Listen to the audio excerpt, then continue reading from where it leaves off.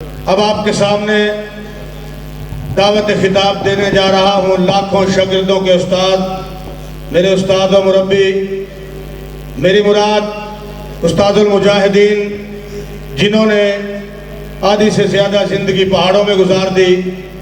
محترم نصر جاوید صاحب آپ کے سامنے خطاب فرمائیں گے۔ کتاب سادہ رہے گی کب تک، کبھی تو آغاز باب ہوگا۔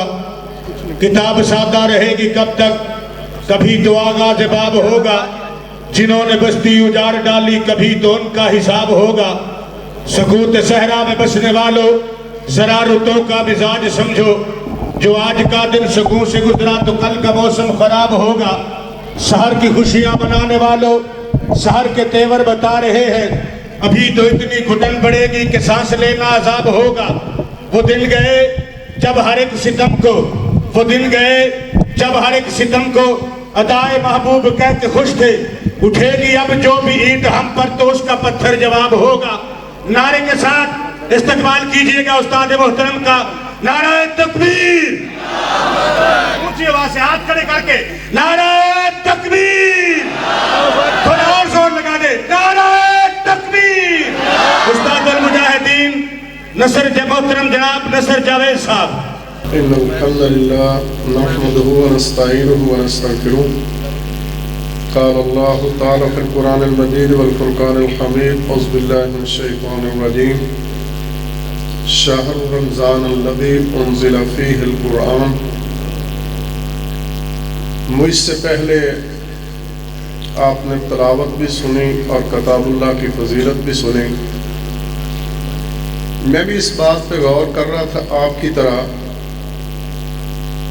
یہ وہ کتاب اللہ ہے۔ خالق کائنات نے پڑھا تو کتاب اللہ کو، نبی رحمت نے پڑھا تو کتاب اللہ کو، جبرائیل امین نے پڑھا تو کتاب اللہ کو، انصاریوں نے پڑھا تو کتاب اللہ کو، مہاجروں نے پڑھا تو کتاب اللہ کو۔ مجھے بھی اس بات کا احساس ہوا، اصل میں اس کا تعلق ایمان سے ہے۔ یہی کتاب اللہ جب پڑھنے والی زبان نبوت والی زبان تھی اور سننے والے کان صحابہ کے تھے۔ ابو بکر نے یہ قرآن سنا ہوگا، اس کی کیفیت کیا ہوگی؟ پھر میں نے سوچا کہ نبی رحمت صلی اللہ علیہ وآلہ وسلم نے خود جب کتاب اللہ کو پڑھتے تھے تو آپ کی کیفیت حالت کیا ہوگی، اور جب آپ قرآن کو سنتے تھے تو اس وقت کیفیت حالت کیا تھی؟ رسول اللہ صلی اللہ علیہ وآلہ وسلم نے فرمایا، مجھے سب سے زیادہ لذت اس وقت آتی ہے جب جبرائیل امین مجھ پہ قرآن کو پیش کرتا ہے۔ خالق کائنات وہ کتاب اللہ کو میرے دل پہ طاری کرتا ہے اور میرے دیکھیے اسمان پہ جاری کرتا ہے۔ یعنی نبی رحمت کو سب سے زیادہ لذت آئی تو یہ قرآن سننے اور پڑھنے کے ساتھ۔ یہ کتاب اللہ وہ کتاب اللہ ہے، شک کی بات نہیں کہ دیکھیے اگر خالق کائنات کی توحید بیان کی تو اس قرآن نے، نبی رحمت کی شان بیان کی تو قرآن نے، قرآن کی شان بیان کی تو قرآن نے، رمضان کو بیان کیا تو قرآن نے، نماز کو بیان کیا تو قرآن نے، اگر زکوٰۃ کو بیان کیا تو قرآن نے، اگر جہاد کو بیان کیا تو قرآن نے، اگر دعوت کو بیان کیا تو قرآن نے، اپنوں کی محبت کو بیان کیا تو قرآن نے، اگر دشمن کی دشمنی کو بیان کیا تو قرآن نے۔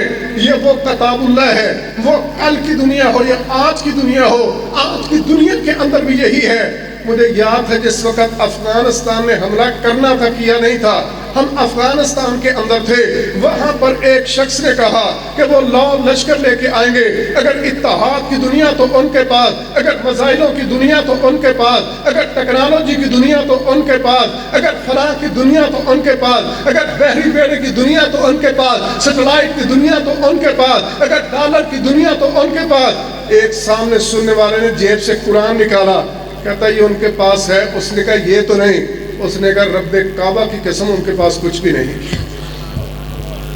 قرآن کی نعمت ہمارے پاس، نبی کی اطاعت اور محبت ہمارے پاس، سنت کی فضیلت اہمیت تو ہمارے پاس، صحابہ رضوان اللہ علیہم اجمعین کی محبت تو ہمارے دلوں کے اندر۔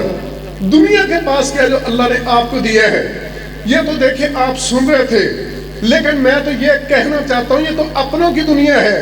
میں تو بیگانوں کی دنیا کی بات کرتا ہوں۔ کلمہ پڑھنے والوں، آج کتاب اللہ کی مجلس کو سننے والوں، ذرا اس کیفیت حالت کو دیکھیے جب نبی رحمت صلی اللہ علیہ وسلم بنو شبان قبیلے کی مجلس کے اندر تشریف فرما تھے، ساتھ آپ کے ابو بکر اور علی رضی اللہ تعالیٰ دونوں تشریف فرما تھے۔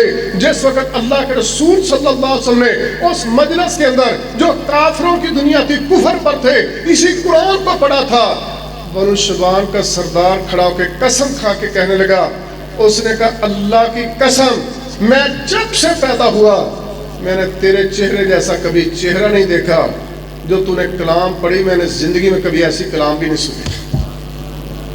لیکن سوال یہ تھا تو نے ایسا چہرہ کہاں سے دیکھ رہا تھا؟ جب سے خالق کائنات نے انسانیت کو پیدا کیا تو مالک کائنات نے اس جیسا چہرہ تو پیدا نہیں کیا تھا، تو نے کہاں سے ایسی کتاب کو دیکھے سننا اور پڑھنا تھا؟ جس وقت سے انسانیت کو پیدا کیا مالک کائنات نے اس سے زیادہ فضیلت والی کتاب کو کبھی اتارا نہیں تھا، تو نے کہاں سے اس بات کو سننا تھا؟ وہ یہ سننے اور کہنے کے ساتھ اس نے کہا پھر سے دوبارہ سے کتاب اللہ کو پڑھ دیجئے۔ میں کہتا ہوں کہ ہم تو مسلمان کلمہ پڑھنے والے، کتاب اللہ کے سننے والے، ہماری کیفیت حالت کو دیکھ لیں، عمل کی دنیا کے اندر دیکھ لیں، کتاب اللہ کی محبت کی دنیا میں دیکھ لیں، اور دیکھیں کوئی شک کی بات نہیں ہے اگر آج اس کیفیت حالت کو دیکھتے ہیں۔ مجھے وہ کھڑی اور وقت یاد ہے، میں اپنے ملک کے بادشاہوں کا شکریہ ادا کرتا ہوں جس سال ٹیری نے وہ دیکھے کتاب اللہ کو جلایا تھا تو رد عمل کے اندر پاکستان کے باسیوں نے 50,000 زیادہ بچے مدارس میں داخل کروائے۔ اس سال کفر کی رپورٹ ہے، آگا پیچھا اس میں ہو سکتا ہے کہ پاکستان کے اندر جن بچوں نے اس سال جو حفظ کر رہے ہیں وہ نہیں، جنہوں نے قرآن حفظ کیا ان کی تعداد 70,000 ہے۔ میں کہتا ہوں 70,000 تو بہت تھوڑی تعداد ہے، اور دیکھیں اللہ کرے ایک ایک ضلع سے زیادہ حفظ کرنے والے ہوں۔ لیکن میں پھر اس بات کو سوچتا ہوں کہ آج میرا سوال اور درد صرف اتنا ہے کہ اگر وہ آج کتاب اللہ کی نفرت پہ کھڑے ہو گئے، میں کتاب اللہ کی محبت پہ کیوں نہ کھڑا ہو سکا؟ اگر وہ نبی رحمت کی مخالفت پر کھڑے ہو گئے، میں نبی کی محبت پر کیوں نہ کھڑا ہو سکا؟ وہ صحابہ کی مخالفت پر کھڑے ہو گئے، میں نبی کے صحابہ کی محبت پہ کیوں نہ کھڑا ہو سکا؟ آج دیکھیں اس کیفیت حالت میں میں نے جب یہ اعلان سنا کویت کی طرف سے دل میں خوشی ہوئی کہ انڈیا کے اندر جو چند دن پہلے وہ بیٹی مسکان کے حوالے سے وہ ہندوؤں کو اس کا ہراساں کرنا، وہ دیکھے پردے کا مذاق اڑانا، لوگوں کا ثقافت اتارنا، آج کویت نے اعلان کیا ہے کہ مودی گروپ کا کوئی بھی شخص وہ کویت کے اندر قدم نہیں رکھ سکتا۔ اللہ کرے ساری دنیا کے مسلمان یہ اعلان کریں، وہ کھڑی اور وقت ہو، انہوں نے محبت کے ساتھ، انہوں نے نفرت کفر کے ساتھ ہونا چاہیے۔ جہاں پر محبت کی دنیا ہے اسی طرح سے کفر کے خلاف وہ نفرت کی دنیا بھی ہونی چاہیے۔ میں نے عرض کیا کہ ذرا وہ کھڑی اور وقت کو دیکھے جب کتاب اللہ کے سننے کے ساتھ وہ کتاب اللہ کو سنتے تھے، کیفیت حالت کیا ہوا کرتی تھی۔ اللہ کے رسول صلی اللہ علیہ وسلم نے اپنے جانے سے پہلے جن لوگوں کو مختلف علاقوں کے اندر بھیجا، مصعب بن عمیر رضی اللہ تعالیٰ کو مدینہ کے اندر روانہ کیا۔ مصعب بن عمیر کا مقدر نصیبہ کیا تھا؟ دعوت کا نتیجہ کیا نکلتا ہے؟ نبی رحمت صلی اللہ علیہ وسلم کے جانے سے پہلے مدینہ کے کثیر لوگ کلمہ پڑھ کے یہ قرآن سن کے مسلمان ہو چکے تھے میرے نبی کے جانے سے پہلے۔ اب دیکھیں لوگوں نے قرآن، سعد بن معاذ نے قرآن پڑھا اور دیکھیں کلمہ پڑھی لیا۔ اگر سعد بن عبادہ تو مسلمان، سعد بن ربیع تو مسلمان، دیگر لوگ تو مسلمان۔ مصعب بن عمیر ایک دن چوک چراہے میں کھڑے بازار کے اندر کتاب اللہ کی تلاوت کر رہے تھے۔ ذرا قرآن کی تلاوت کو سننے کے لیے آنے والوں ذرا اس بات پہ دھیان دینا کہ جس وقت گزرتے ہوئے ایک شخص کہتا ہے جس کو عباد بن بشر کے نام پر یاد کیا جاتا ہے، کہتا ہے کہ میں نے وہاں پر مجمع کو دیکھا، میں نے وہاں پر لوگوں کو جمع دیکھا، ایک شخص کو کوئی چیز پڑھتے میں نے سنا، میں نہ کتاب اللہ کو جانتا تھا، نہ میں قرآن کو جانتا تھا، نہ میں اس کی فضیلت کو جانتا تھا، نہ میں اس کی فرضیت کو جانتا تھا، نہ اس کی اہمیت کو جانتا تھا، نہ اس کی شان کو جانتا تھا، نہ اس کتاب کو جانتا تھا، نہ خالق کائنات کو پہچانتا تھا، نہ نبی رحمت کا تعارف تھا، مجھے تو کسی بات کا تعارف نہیں تھا۔ میں نے ایسے راہ جاتے لوگوں کا مجمع دیکھے، میں نے چند آیات کو سنا، وہ چند آیات کا سننا کیا تھا کہ میں ہمیشہ کے لیے اس قرآن کا ہو کے رہ گیا۔ میرے بھائیوں، ہم نے ہر رمضان کے اندر پورا قرآن سنا، میں تو قرآن کا نہ ہو سکا، सारी रात हम कताबुल्लाह की तिलावत सुने और अपनी जिंदगियों को तब्दील करने के लिए तैयार ना हो। बेनमाज उसी तरह से बेनमाज उठ के चला जाए, ज़कात का इनकार करने वाला उसी तरह से रह जाए, रमजान आए तो रोजा न रखने वाला फिर रोजा न रखे, हम कुरान भी सुनते चले जाएं, अल्लाह की बगावत भी करते चले जाएं, हम कुरान को सुनते भी चले जाएं, नबी की नाफरमानी भी करते चले जाएं, हम किताबुल्लाह को सुनते भी चले जाएं और सहाबा के साथ मुखालफत भी दिलों में हो और देखे किताबुल्लाह को भी सुने और इस्लाम की मुखालफत। ये क्या कुरान का सुनना, ये क्या किताबुल्लाह की मोहब्बत, ये क्या दर्द है। और मेरे भाई आइए मजलिस में आने वालों, कुछ हासिल करना चाहिए, सीखना चाहिए, अपने से सवाल करना चाहिए, अपने गिरबान में चढ़ना चाहिए। मुझे किताबुल्लाह ने क्या दिया है, मेरे अंदर क्या तब्दीली आई है, मेरी जिंदगी को क्या बदला है, मैंने अपने को कहां तक किताबुल्लाह के साथ जोड़ा, मैंने अपनी औलाद को कहां तक किताबुल्लाह के साथ जोड़ा, मैंने अपने आप को इस दीन के साथ कहां तक जोड़ा, मैंने अहले खाना को इस दीन के साथ कहां तक जोड़ा। अब आप में बिशर कहते हैं रज़ी अल्लाह ताला हो, वो चंद आयात का सुनना था, लोग चले गए, मैं ना जा सका, मुझे रोका तो किस चीज ने, मुझे रोका तो खालिक़ कायनात के कुरान ने मुझे रोका। अब मैं खड़ा था, मैंने उस शख्स से मुसअब बिन उमैर जिसको मैं जानता नहीं था, मैंने सवाल किया, मैंने कहा सिर्फ मुझे ये बता कि जो आप पढ़ रहे थे मैं भी पढ़ सकता हूँ। मेरे भाई वो कुफर पर होकर उसको ख्याल आया कि मैं भी कुरान पढ़ सकता हूँ। हमारी मजलिस में कितने हैं जिनको ख्याल आया हो कि हम भी किताबुल्लाह को सही तरीके से पढ़ना सीख लें, हम भी अपनी औलाद को सही तरीके से कुरान पढ़ाने के लिए तैयार हो जाएं, हम भी देखें इस पर अमल करने वाले हो जाएं। वो कुफर पर है, अभी कलमा नहीं पढ़ा। मेरा सवाल का जवाब क्या था, मुसअब बिन उमैर रज़ी अल्लाह ताला ने कहा कोई शक की बात नहीं, किताबुल्लाह को तू पढ़ सकता है, लेकिन पढ़ने के लिए शर्त क्या होगी। मुझे बेताबी ने बेकरारी ने इस बात पर मजबूर कर दिया। मैंने फिर सवाल किया कि मुझे बता दीजिए कि वो देखे कौन सी शर्त है। उसने जवाब के अंदर कहा अगर तू किताबुल्लाह को पढ़ना चाहता है तो तुझे कलमा पढ़ना होगा। मैंने अगर कलमा पढ़ा तो किताबुल्लाह की मोहब्बत के अंदर मैंने कुफर को छोड़ा, तो किताबुल्लाह की मोहब्बत के अंदर मैंने शिरक को छोड़ा, तो किताबुल्लाह की मोहब्बत के अंदर मैं इस्लाम पर आया, तो किताबुल्लाह की मोहब्बत के अंदर मेरे दिल में ईमान उतरा, तो किताबुल्लाह की मोहब्बत के अंदर मैं निफाक से बचा, तो किताबुल्लाह की मोहब्बत के अंदर मैं बिदअत से बचा, तो किताबुल्लाह की मोहब्बत के अंदर मैं नबी के साथ जुड़ा, तो किताबुल्लाह की मोहब्बत के साथ मैंने तौहीद को समझा, तो किताबुल्लाह के साथ ये सारी नेमत, तो किताबुल्लाह के साथ फिर मेरा किताबुल्लाह के साथ अल्लाह क्या था। मैंने दिन में पढ़ा तो खालिक़ कायनात का कुरान, मैंने रात में पढ़ा तो खालिक़ कायनात का कुरान, मैंने सुबह पढ़ा तो खालिक़ कायनात का कुरान, मैंने शाम को पढ़ा तो खालिक़ कायनात का कुरान, मैंने उड़ते पढ़ा तो किताबुल्लाह को, मैंने बैठते पढ़ा तो किताबुल्लाह को, चलते फिरते पढ़ा तो किताबुल्लाह को, सोने से कबल तो किताबुल्लाह को, जागने पर पढ़ा तो किताबुल्लाह को। मदीने के अंदर शोर उठा कि देखे अबाद बिन बिशर कौन है जो कुरान का दोस्त है। इसलिए कहा सिर्फ वो कुरान का दोस्त नहीं, कुरान अबाद बिन बिशर का दोस्त है और अबाद बिन बिशर कुरान का दोस्त है। हमने बड़ी दोस्तियां की हैं, मेरा फलां दोस्त है, कभी खालिक़ कायनात से भी दोस्ती करके देखी है। हमने बड़ी मोहब्बतें की हैं, कभी नबी रहमत से भी मोहब्बत करके देखी है। हमने बड़ी मोहब्बत की है, कभी नबी के यारों से भी मोहब्बत करके देखी है। रज़वान अल्लाह अलैहिम अजमाइन।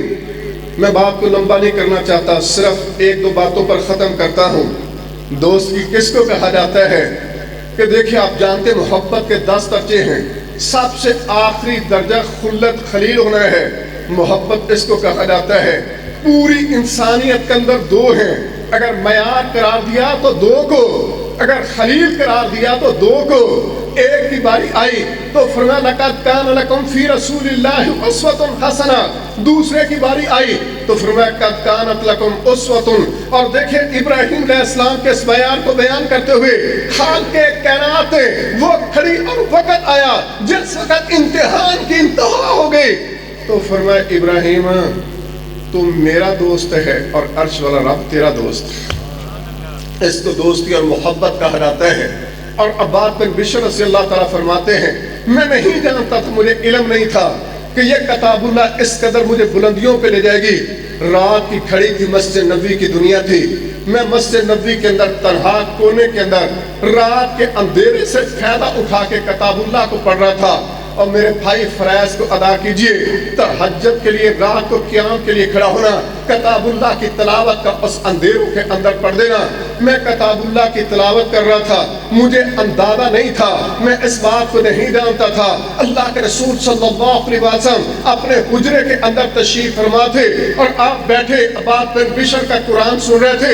اما عائشہ رضی اللہ تعالی عنہ فرماتی ہے, مجھے جاگ آئی, میں نے نبی رحمت صلی اللہ علیہ وسلم کو دیکھا, میں حیرت کے ساتھ دیکھنے لگے کہ یہ کون خوش نصیب ہے جو رات کی گھڑیوں کے اندر وہ کتاب اللہ کی تلاوت کر رہے ہیں, نبی رحمت صلی اللہ علیہ وسلم اس سے قرآن سن رہے ہیں, جس کا قرآن سننے کے لیے پیارے نبی نے اپنے قیام کو چھوڑا, جس کے لیے اپنے رکوع کو چھوڑا, جس کے لیے اپنے سجدے کو چھوڑا, جس کے لیے اپنی عبادت کو چھوڑا, جس کے لیے اپنی نماز کو چھوڑا, جس کو سننے کے لیے آپ چٹائی پہ تشریف فرما تھے. اللہ کے رسول صلی اللہ علیہ وسلم نے ابو بکر کی بیٹی کو جاگتے دیکھا تو آپ نے فوراً سوال کیا, پر میں عائشہ جانتی ہے یہ کون رات کی گھڑیوں میں کتاب اللہ کی تلاوت کر رہا ہے؟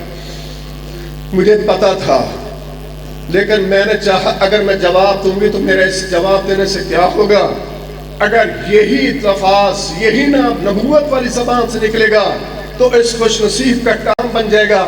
میں نے یہ نہیں کہا کہ مجھے پتا نہیں, میں نے عرض کی درخواست کی, اللہ کے رسول صلی اللہ علیہ وسلم فرما دیجئے یہ کون رات کی گھڑیوں کے اندر کتاب اللہ کی تلاوت کر رہے ہیں. اور میں عائشہ, یہ میرا پیارا سا صحابی عباد بن بشر ہے رضی اللہ تعالیٰ, جو رات کی گھڑیوں میں مسجد نبوی کے اندر تنہا کھڑا قرآن کی تلاوت کر رہے ہیں, لیکن یہ نہیں جانتا کہ اس وقت زمین پہ اس کا قرآن مصطفیٰ سن رہا ہے اور عرش پر اس کا قرآن رحمان سن رہا ہے.